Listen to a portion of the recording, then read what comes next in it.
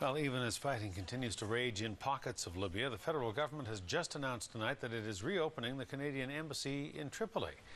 Our diplomats aren't the only ones in Libya right now or near it. HMCS Vancouver continues to patrol the waters off the North African country.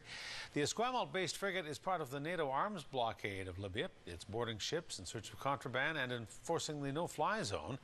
And the Vancouver and her crew say they are ready for anything.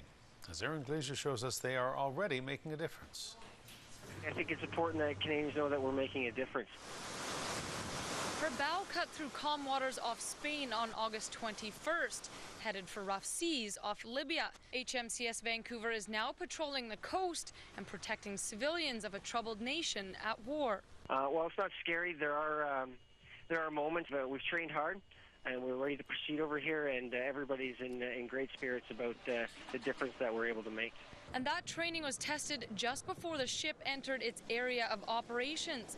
Seeking helicopters flew off flight decks, and crews tested the triggers of high-powered guns, making sure their weapons were in perfect working order for the mission.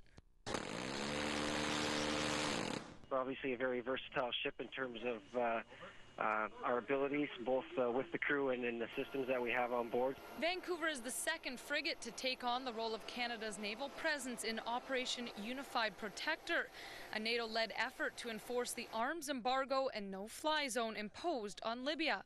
The country fell into chaos in early March as civilians and rebel forces clashed with Gadhafi's military.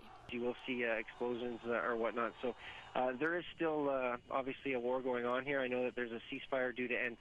So we'll see how things play out. Commander Peats and his crew patrol in plain sight off the Libyan coast to warn and deter those who would harm civilians. Their mission also includes boarding ships coming in and out of Libyan ports.